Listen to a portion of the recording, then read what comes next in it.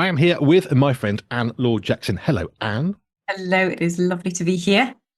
Now, we have been talking for a year plus about sensory health, about sensory health for younger folks, older folks, little people, bigger people, babies in the womb. We have covered a massive range of sensory health situations, shall we say. And I'm really enjoying the fact that we are learning and discovering that sensory health is a huge part of everybody's life.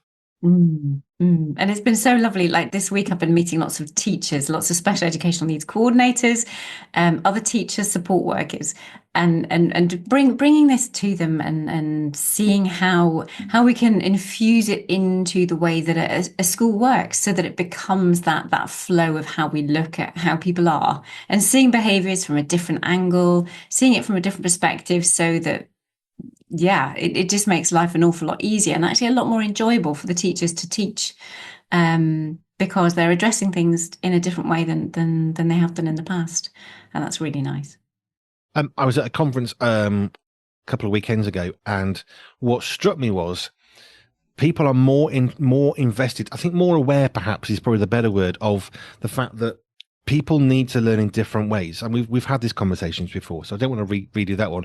But we've learned in schools, haven't we, that it's not just you can sit down at a wooden table with a solid chair. Everybody sits on the same size chair and table. You write down off what the teacher writes, and everybody learns. We know now, thankfully, that that's not the best way for everybody to learn. And it's not about individuals being better or weaker or stronger or less intelligent. It's about the fact we all learn differently. So that was really encouraging. But just seeing the ways in which the exhibitors were engaging with people. I mean, these are all people who were the Hand in Hand conference in West Bromwich. They were all people who work with children in churches, predominant. That's kind of their heart-ish.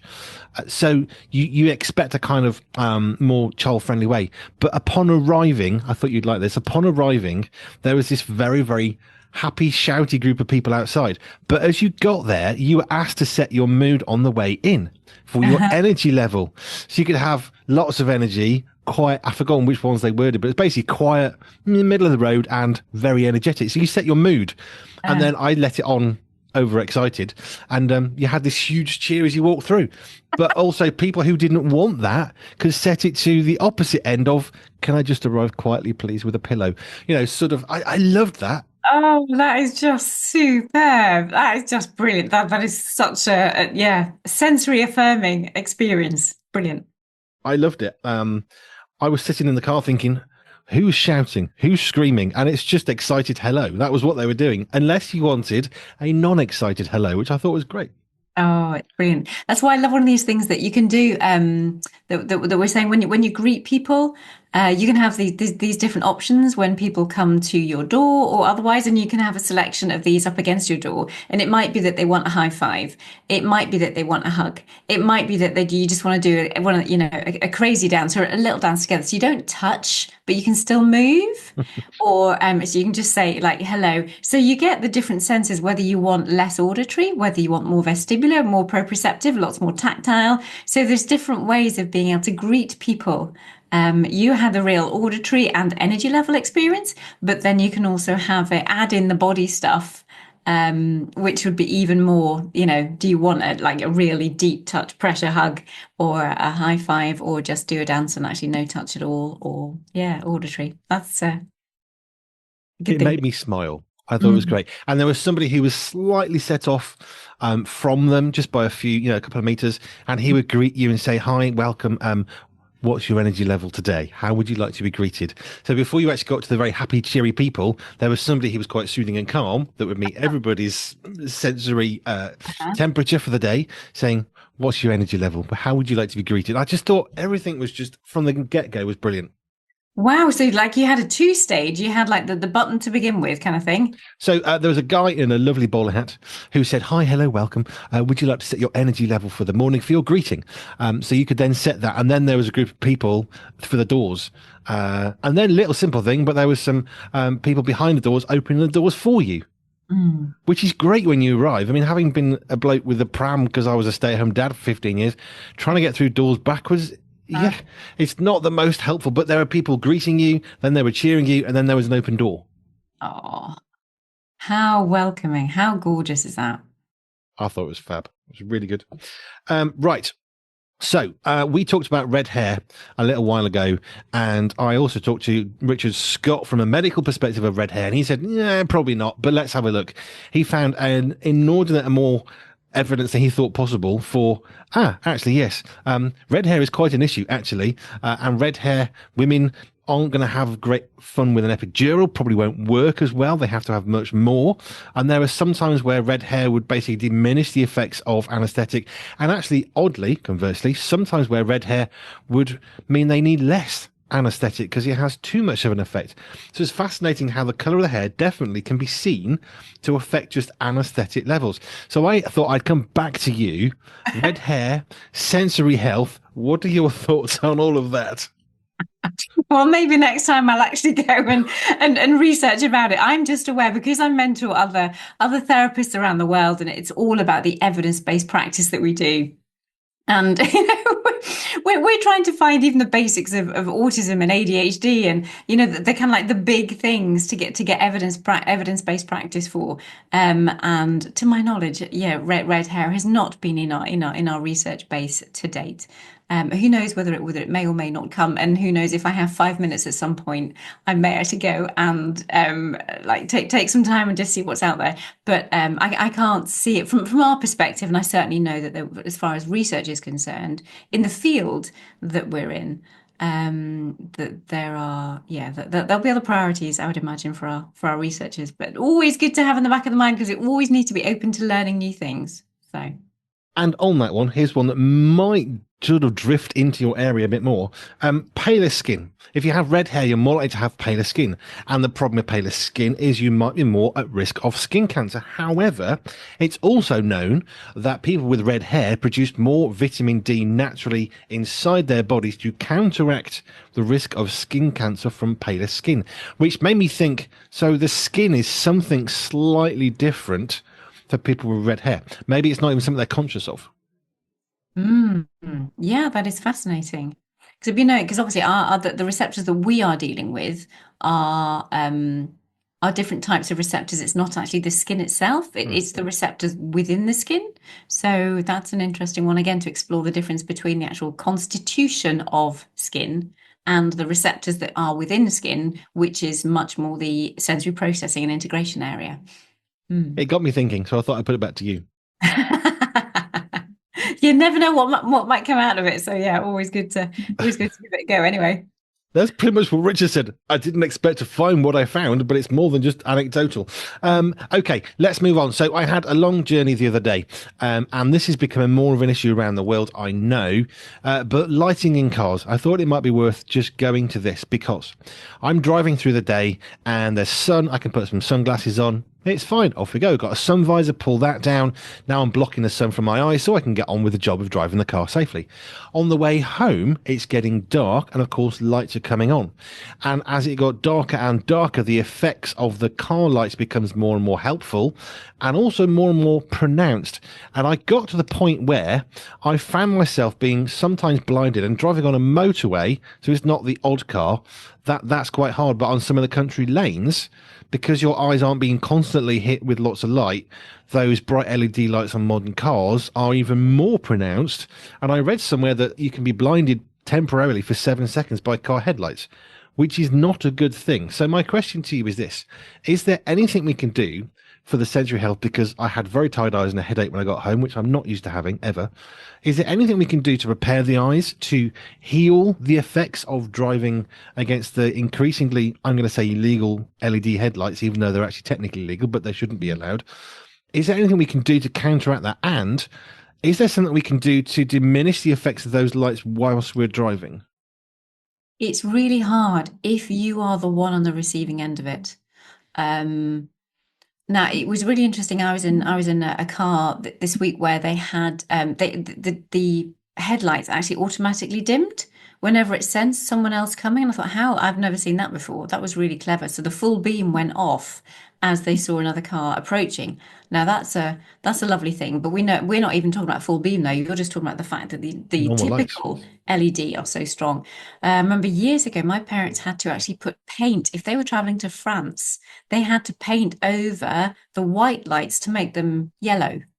for them to be legal driving in France. Now, we're talking about 30 odd years ago. I have no idea if that is still the case, but I thought that was very courteous that there was a recognition that actually that the bright white that we're used to in Britain was not what that the French wanted, something, slightly dimmer, so it wasn't quite so. Well, it was just a different color that was part and parcel of what was done to respect the French. The French eyes are no different to the British eyes, but it was just an interesting thing. But that's about other people taking their responsibility seriously. And we're not saying if you drive a new car that you're not taking yourself seriously, but there's not a lot you can do other than actually choosing to make your own and paint over the top of the glass. Or that car manufacturers do put a bit more of a tint or a bit of a color thing on it, but that's for them. That's not for you. So if you're in that situation, it's really hard. You're in the light, you're out, you're in, you're out. Your eyes are having to be. It's tough work. It's a lot of visual processing going on. And there's not a lot that you can actually do about the external, obviously. And there's not a lot, in some ways, you can do about the internal, apart from giving your eyes a chance to rest, I think. Keeping where you can, keep yourself. It depends if it's tiring, we may need to use the auditory system or more movement breaks so that you can feed in the vestibular system and the auditory system to keep you as well as possible. But for your eyes, that's really tough. And it would just be just rest and close those eyes over and just take out all stimulation for a while and let them almost like that brain processing recalibrate, and maybe just like a 5 minute break, just close those eyes. You might be actually quite happy enough in your own mind to continue driving, but your eyes, it will exhaust your brain with that level of darkness and then light and then the intensity of light and then that's tough. We're driving on the motorway. I mean, as a guy who used to drive trucks 10 hours a day, I'm quite used to I can sit there happily for 4 hours and a bit, and I can drive in one go, get where I'm going. Don't need to stop, and quite happily, quite safely. But now I'm finding myself with a change in lighting. I'd say in the last sort of 6 months, 2 years possibly, as they become more and more well used, as older cars disappear, newer cars come onto the market. I'm finding myself more and more tired out, but not from driving at night. And it's not like I'm an old man and now I'm getting, it's not that. I can still happily drive, and I did yesterday, for like 4.5 hours. Absolutely fine in one go during the day. Coming to the night time, it's not the driving that's tiring. I know it isn't. It's a really good car to drive. It's the fact that the lights have changed. And I'm going to say in the last couple of years, really, where it's changed from, yes, it can be a bit tiring at night, but hey, that's fine, get through it, to, do you know, this is actually getting quite dangerous, because sometimes I literally can't see what's going on around me. If I'm looking at the side of the window to try and make sure I can move into another lane, actually now I'm looking towards the cars in a different context, and now I'm finding myself blinded by the cars coming behind me. I flashed a car the other day because I thought, yeah, your main beam's on me. Flash them, and they flashed back, and I thought, that's not your main beam, and I can't see anything. Right. And you can't adjust the lights like you can old-fashioned lights. I wonder if there's a film that you could put on the inside of your windscreen that might actually deflect or slightly, the same way like going to France. Did you ever have that as a truck where you'd actually go and put like you'd change the lights if you were traveling in Europe? I never drove over Europe, but I have seen plenty of vehicles. Either they move like a little filter thing on the headlight, which moves the angle of the beam from right to left, depending on which country you're in. Okay, I know of the yellow lights. I haven't been to France a few times. I know, I mean, for example, you can't wear shades at night because you can't see. You don't want to tint your glass, the window, because now it's dangerous. And yes, rightly so. But I'm just wondering, is there nothing we can do to filter out the LED lighting specifically? I don't know. It's a bit of a longer chat.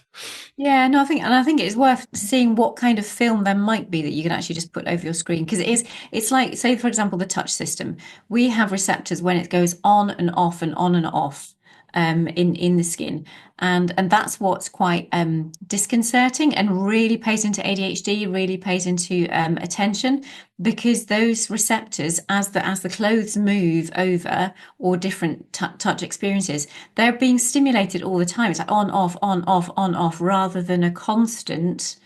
And that's where we often talk about having like compression clothes or having deep touch pressure, just having something that's going to stop those receptors being stimulated on and off and on and off and all the time, which is what's happening with your eyes when you're in that dark, and then it's bright and then it's off and then it's bright and then it's off and then you've got it in the back and it's like there is no the extremes are pretty extreme. It's extreme black or it's extreme Mm. color or extreme white. And you're on off, with that with your eyes, and it is a lot to process.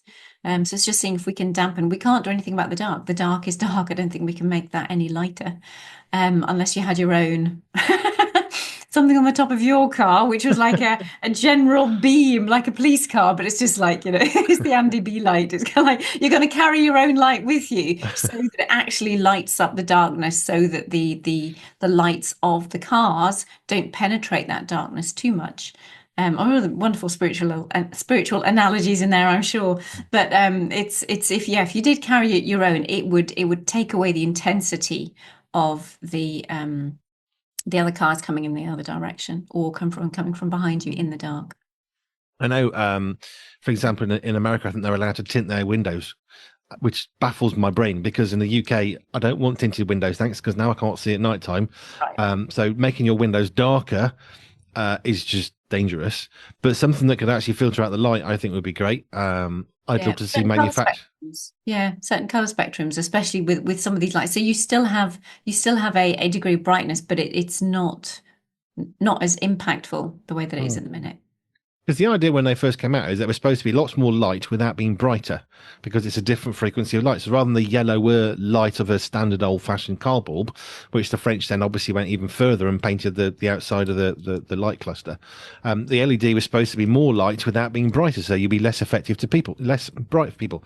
And I think that's probably true. Our car's got one of the earlier generation xenon, which is the bulb headlights, so it's much more bright light, which is great. But I also know it doesn't produce masses more brightness, so actually it lights the road for me but doesn't affect other road users. But that's definitely something that's changed.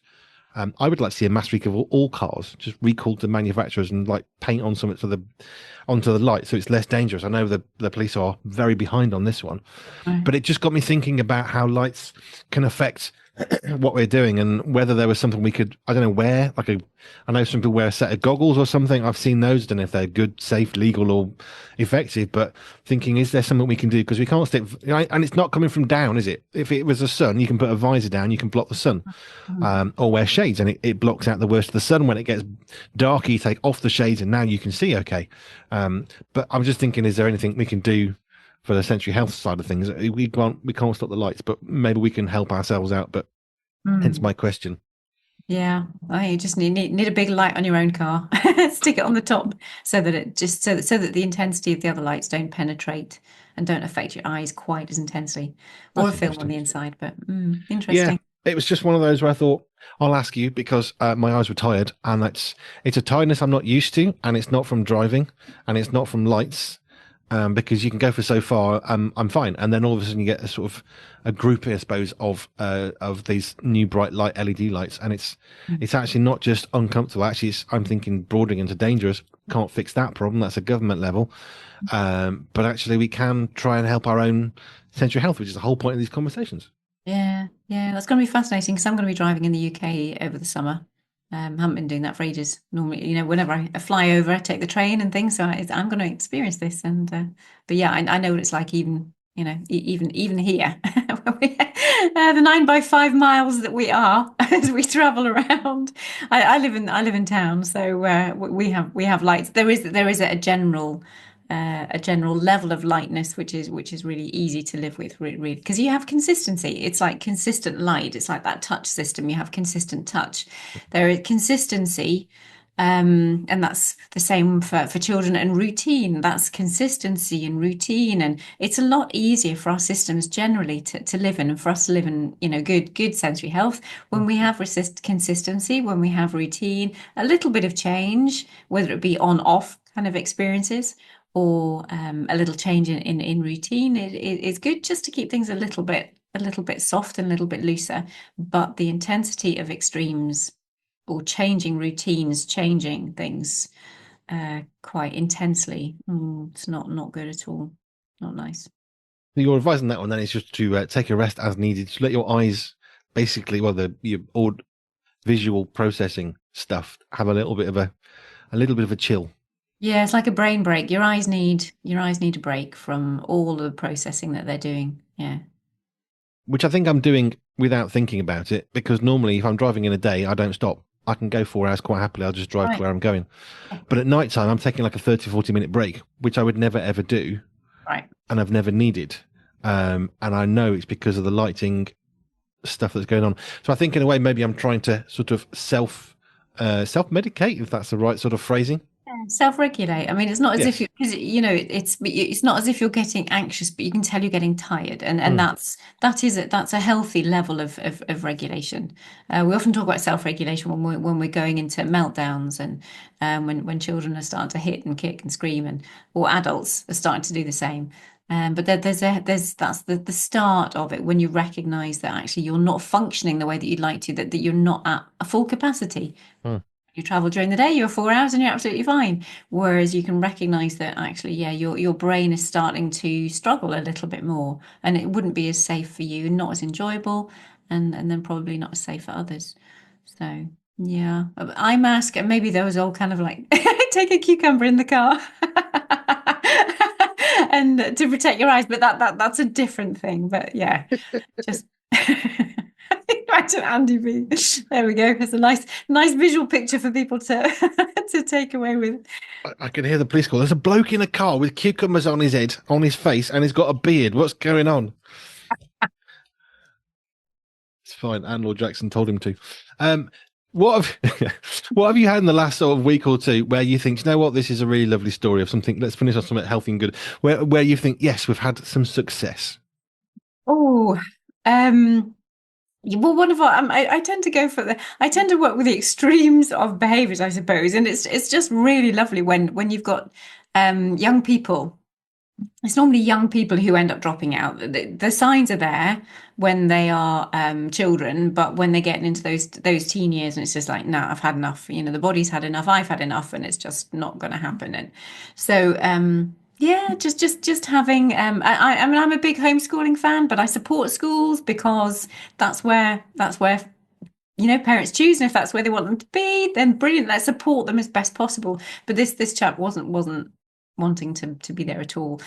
So yeah, it's just really lovely to have those little success stories where the schools have changed what they do with the individual. They've looked at their sensory processing. They've found what we call a sensory diet, which is looking at every single activity that you do and making sure that it fits somebody's sensory thumbprint so that it's not too much stress on their eyes or their ears, or they've got enough movement experience if they need it, and what type of movement experiences and so on. So yeah, so we've had just a lovely success that he's happy to come back into school. The activities that we've got for him, okay, that they're not your typical kind of like classroom activities, but the fact that he's even back in school, for those who recognise that your children, even getting them in the school building is huge. And so we have that success there, that he's happily coming into school 5 days a week, and is in the environment and is learning at the capacity at which he's able to learn. So that was a really nice one. It's good to have a success story. And I guess one of the things I'm always fascinated, because I think it's what people would want to know. But how long did it take for you to have, from start to finish, to get that success story? That was about 4 months, that one. So from start to, I'm guessing he wasn't in school very well, didn't want to go, No. struggling, and then now he's happy to go into school again. Yeah. And it's a sensory health fix.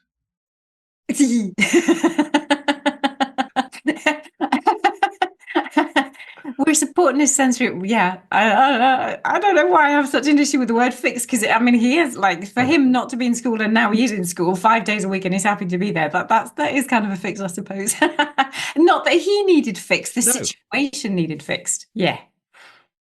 but you've helped a family with a solution that has Yeah. corrected the struggles they were having in order for that child to engage in school with their peers, with their teachers, Yeah. and it's going to set him off in a different direction from wherever he may have been going, because sensory health was not in a good place. Can I give you another one? Yeah. It was just really nice that the little child, he's quite active. This is a little one, And he just would not hold his mum's hand. So the dangers and the risks of crossing the road, going back to the car thing, the dangers and the risks, it just not understanding danger, not recognizing where his own body was, all the rest of it. Didn't want to hug, didn't want to come close, just loads of issues. Anyway, we were working on specific things over Christmas and specific treatments, as you say, and and being able to come back. And the mum's just delighted because he's now able to hold her hand. She has no issues with him crossing the road. She doesn't fight with him anymore. He's very happy to come for cuddles. He's very happy. He's a lot more settled. In school, they say he's not on the edges anymore. He's not on the perimeters looking in at what the other children are doing. He's actually joining in now. He's actually starting to play football, which they've never seen before. So this is just from Christmas coming through. And yeah, so another nice, life change. But for mum, it's really interesting the fact that he would hold her hand crossing the road, just whew, she could just relax being out and about, because he was a danger to himself, because he didn't understand his own self. His old body wasn't well integrated. And therefore it's much harder to perceive the rest of the world when you're not even perceiving yourself very well. And we did some treatments, and he's really settled and very, very happy and very glad for that. Was that because he didn't like to hold or be held, or was it a tactile thing? Yeah, it was a tactile thing, and it was a proprioceptive thing, and a vestibular thing. So there were lots of things involved in his processing, but mainly those three. Because his whole body awareness, his whole reactivity, the way that he would react to being touched or people coming close to him, that fight or flight that would be set off by what he would by experiences, and all of that has really calmed, and he's become just a lot more aware of his own body. So that well done, that family, well done, mum. And then the school are now continuing to do these things, within school. So we've tweaked some of the things that he's now doing at school, so he gets more input at home and at school. So because he still needs supported, but he's an awful lot better than he was. So it's good. Oh, it's so lovely. But that's the point we've talked about. This comes up a lot through our conversations, where we talk about knowing your place in the world, not sit down and shut up, not that place, but your place, your position, where you are, who's around you, how you interact with others. Knowing your place in the world means being secure in who you are. But in that scenario, that mum can't reason with that child. They can't say, "Now the reason why we need to do this is because it's dangerous and cars are quicker." That's not a conversation you can have, at which point that sort of approach of parenting, that's out the window, which is what I guess most modern parents would look to do. Try and talk to the child, explain the problem, and that's great if they can comprehend it. But if they can't, or they have an inability to, that's where they need extra help, Mm. which is fab. Thank you, Anne. I like to have some success stories. It's good because I guess as people who, I mean, I hope they're going to be listening and thinking, I don't know are we going to get through this? But it's great to have, yes, you can. And look, here's two families whose lives have been improved because sensory health, very, very different struggles have now been resolved. And now that mum can cross the road with the child without worrying about the safety and what are people thinking of. I'm not beating my child up. I'm just trying to hold their arm because it's important, and all the ramifications of that. And actually, what a beautiful conclusion for that person's sensory health and the sensory health of the family, of course, which is also going to be positively impacted. Yeah, it affects other siblings. I mean, absolutely, 100%. And the relationship between the parents, and you don't have dad thinking he needs to come down on the child any harder, and it's just like, no, that's fine. You were doing the right thing. We just need to tweak things a little bit and actually just help his system. Oh, But lovely. yeah. Thank you for sharing those. It's nice just to get those positive stories, especially for people who are perhaps pre-Christmas to that child situation of how are we going to deal with this? Actually, there's a solution, and it may well be a sensory health issue. And if it is, Anne-Laure Jackson may be able to help you. And on that side, if you want to get hold of Anne-Laure Jackson, go to our website, pure247radio.org, pure247radio.org/ALJ, and you can get in touch with Anne and get all the help you may need. Anne-Laure Jackson, thank you for another session. Feels like sometimes a personal therapy session, but I think the eyes thing people will be interested in. It's not just for me. Oh, it's great. Thank you, Andy. I really appreciate these. It's lovely. Thank you.